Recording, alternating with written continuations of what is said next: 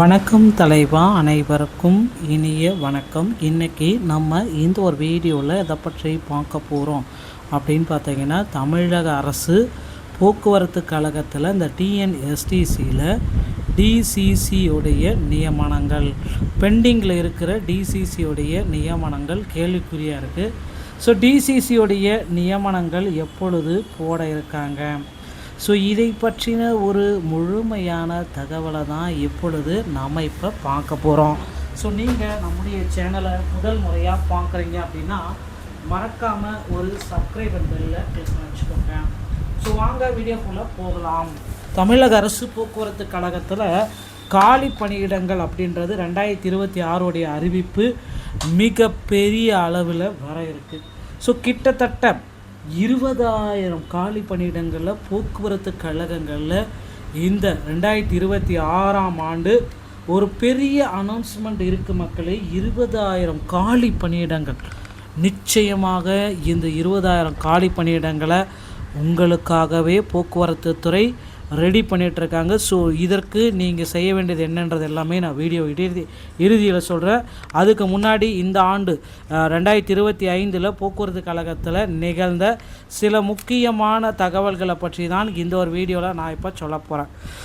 Already பார்த்திங்கன்னா post office போக்குவரத்து கழகத்தில் பார்த்திங்கன்னா போஸ்ட் ஆஃபீஸ் மூலமாக லெட்ரு வரும்ன்ட்டு எல்லாருமே எதிர்பார்த்துட்ருக்கீங்க. ஆனால் இன்னமும் நமக்கு லெட்ரு வந்த பாடம் இல்லை. மக்கள் ஒவ்வொரு நாளுமே ஒவ்வொரு டைமுமே பார்த்திங்கன்னா யோசிச்சுட்ருக்காங்க, இன்றைக்கி வருமா நாளைக்கு வருமா அப்படின்ட்டு. இப்போ இருக்கிற சுச்சுவேஷன் பிரகாரம் பார்த்திங்கன்னா இந்த டிஎன்எஸ்டிசியில் தேர்தல் டைமு, இந்த டைமில் அப்பாயின்மெண்ட் ஆர்டர் போடுவாங்களா அப்படின்னு கேட்குறீங்க. ஒரு 700 பேர் பெண்டிங்கில் வச்சுருக்காங்கன்னு கேட்குறீங்க. ஸோ போடுறதுக்கு வாய்ப்புகள் ஒரு 50% இருந்தாலும் எலெக்ஷன் கமிஷன்கிட்ட பர்மிஷன் வாங்கிட்டு தான் இதுக்கப்புறம் எந்த விதமான அறிவிப்புமே கொடுக்கணும் அப்படின்றது இருக்குது.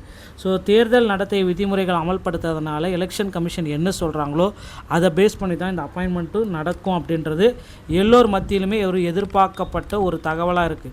ஸோ மக்களே, இதனால் பார்த்தீங்க என்ன சொல்கிறது அப்படின்னு பார்த்தீங்கன்னா, கொஞ்சம் கால தாமதம் ஏற்படும். போக்குவரத்து கழகத்தில் அந்த மெரிட் லிஸ்ட்டில் வந்த கேண்டிடேட் இருக்காங்க பார்த்தீங்களா, ஸோ அவங்களுக்கு இந்த அப்பாயின்மெண்ட் லெட்ரு வெளியீட்டில் சிறிதளவு கால தாமதம் ஏற்படும். சிறிதளவு தாமதம் அப்படின்னு பார்த்தீங்கன்னா, அதிகபட்சம் இந்த மே 5 வரைக்கும், இன்னும் ஒரு மாதம், இந்த ஏப்ரல் 2 இன்னிலேருந்து மே 5 வரைக்கும் எலெக்ஷன் முடிகிற வரைக்கும், அடுத்த ஆட்சி யாருக்கு வராங்க அப்படின்றத வரைக்கும் பார்த்திங்கன்னா காலதாமதம் ஏற்படும். அது வரைக்கும் கண்ட்ரோலர் ஆஃப் எலெக்ஷன் கமிஷனுடைய கண்ட்ரோலில் தான் இருக்குது. அவங்க என்ன சொல்கிறாங்களோ அதை பேஸ் பண்ணி தான் போக்குவரத்து கழகத்தில் புதிய நியமனங்கள் போடலாமா வேணாமான்றது எல்லாமே இருக்குங்க. ஸோ அதனால் கொஞ்சம் காலதாமதம் ஏற்படும். நிறைய பேர் சொல்கிறாங்க, என்னோடய மார்க்கை விட கம்மியாக மார்க் வந்தவங்களுக்கெல்லாம் போஸ்டிங் போட்டிருக்காங்க, தயவு செய்து வெயிட் பண்ணுங்கள். அப்படி சொல்கிறவங்க தயவு செய்து இன்னும் ஒரு மாதம் வெயிட் பண்ணுங்கள், உங்களுக்கு அப்பாயின்மெண்ட் லெட்ரு வீடு தேடி வந்து விடுங்க. அடுத்து இந்த 2026 போக்குவரத்து கழகத்துடைய நோட்டிஃபிகேஷன், இதுவும் பார்த்திங்கன்னா மே 5க்கு பிறகு தான் ரிலீஸ் பண்ண போகிறாங்க. ஸோ கண்டிப்பாக போக்குவரத்து கழகத்தில் 20,000, ஏன்னா பேருந்துகளில் இனி ஆண்களுக்கும் இலவசம் வரலாம், பெண்கள் தமிழ்நாடு ஃபுல்லாக எந்த பஸ்ஸில் வேணால் இலவசம் அப்படின்றதும் வரலாம். எது எப்படியோ போக்குவரத்து கழகத்தில் நீங்கள் ஜாயின் பண்ணோம் அப்படின்னா உங்களுக்கு கண்டிப்பாக டிரைவிங் லைசன்ஸ் மற்றும் கண்டக்ட் லைசன்ஸ் தேவை. இது உங்கள் அருகாமையில் இருக்கிற ஆர்டிஓ அலுவலகத்தின் மூலமாக கொடுக்குறாங்க. ஸோ உங்கள் அருகாமையில் இருக்கிற ஆர்டிஓ அலுவலகத்தன்னைக்கு போக்குவரத்து கழகத்துடைய கண்டக்ட் லைசன்ஸ் மற்றும் டிரைவிங் லைசன்ஸ் வாங்கிக்கோங்க. டிரைவிங் லைசன்ஸ் வாங்குவது எளிது. கண்டக்ட் லைசன்ஸ் வாங்கணும் அப்படின்னா நீங்கள் ஃபஸ்ட் எய்ட் சான்றிதழ் வாங்கிய பிறகு தான் கண்டக்ட் லைசன்ஸை வாங்க முடியுங்க. ஸோ மக்களை, இந்த ஒரு வீடியோ தகவல் உங்களுக்கு பிடிச்சிருக்குன்னு நினைக்கிறேன்.